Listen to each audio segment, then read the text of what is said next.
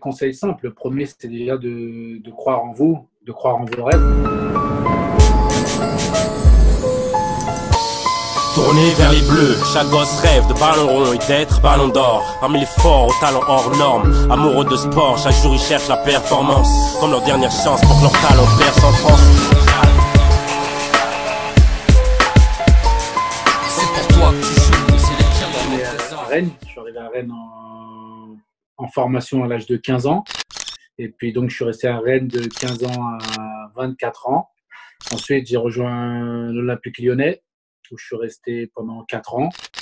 Ensuite, j'ai fait 1 an en Allemagne, au club d'Hanovre, dans le nord de l'Allemagne.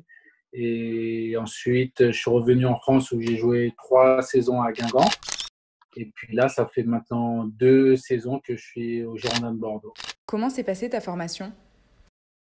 Pour moi, les années Clairefontaine sont les années les plus importantes, on va dire, dans ma vie et dans ma formation. C'est que avant, je jouais en région parisienne dans un club, l'US Ivry, qui travaille très bien. Mais là, j'avais passé vraiment une étape parce que je rentrais à Clairefontaine, à l'école du foot, où on s'entraîne tous les jours et où les éducateurs vraiment mettent l'accent sur la qualité individuelle du joueur avant la progression de compétition.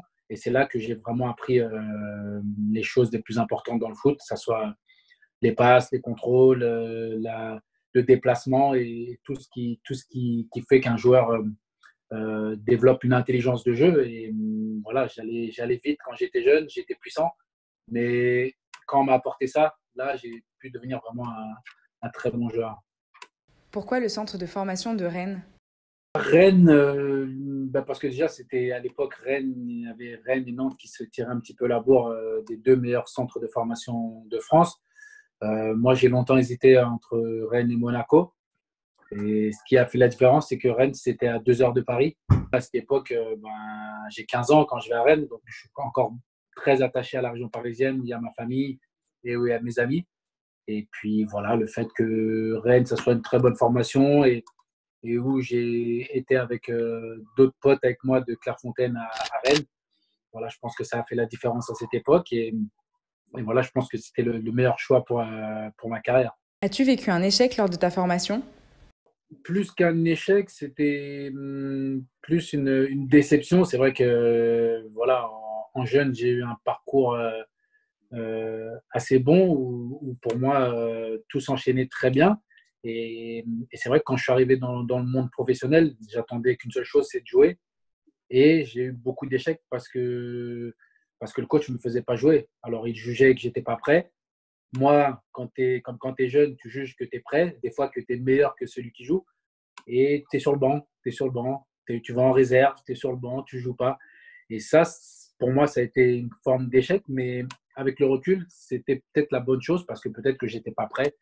Donc voilà, plus qu'une forme d'échec, c'est la patience qu'il faut avoir parce que c'est pas facile d'arriver dans le milieu et des fois, il faut savoir surtout être patient et moi, j'ai su être patient. Alors c'est vrai qu'une fois, j'avais demandé à partir de Rennes pour aller jouer en Ligue 2, mais le club a refusé parce qu'il m'a dit sois patient et ça va venir et voilà, j'ai continué à travailler et ce petit échec, parce que pour moi, voilà, j'aurais dû enchaîner réserve, pro et puis directement jouer.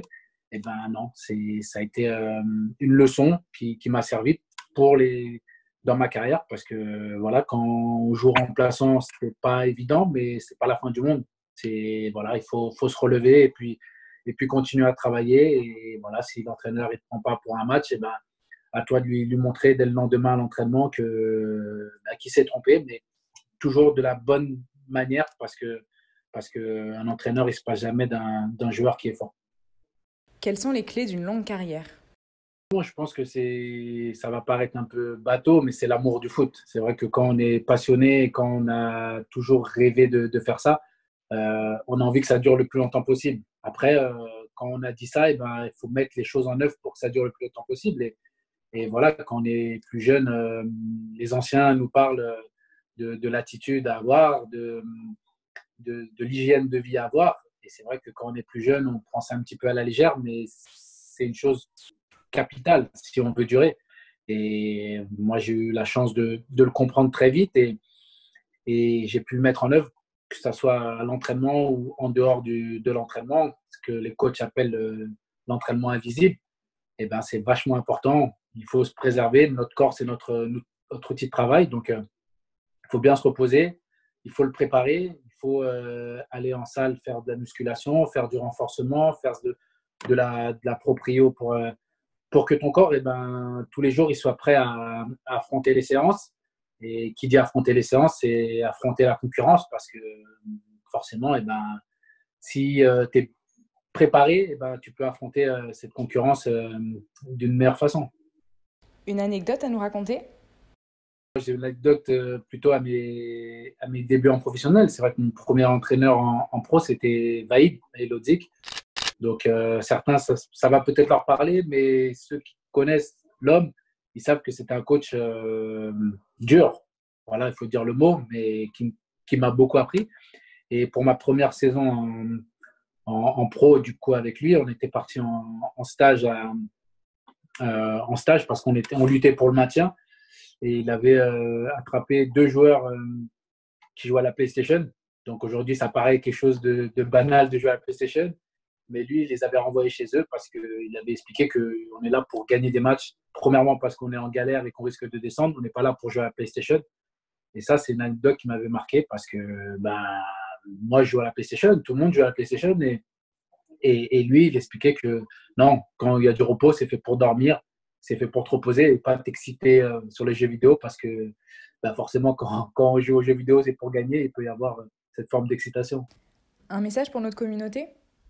Des conseils simples. Le premier, c'est déjà de croire en vous, de croire en vos rêves parce que voilà, c'est si déjà on y croit, on rajoute une motivation supplémentaire et on va tout faire pour le réaliser. Et puis après, de bien travailler parce que avoir du talent, il y a beaucoup de jeunes qui ont du talent, mais le façonner, continuer à le travailler, ça, c'est une chose qui est capitale quand on veut faire une carrière. Et aujourd'hui, il y a beaucoup de jeunes qui ont du talent et c'est celui qui travaille le plus, celui qui est le plus déterminé, qui a le plus envie, qui va passer. Donc, voilà, bien travailler, bien écouter les plus anciens parce que c'est vrai, quand on est jeune, moi aussi, j'ai été comme ça. On se croit invincible et on pense que voilà, tout va bien se passer. Mais voilà, il faut savoir écouter les anciens parce qu'ils veulent souvent notre bien.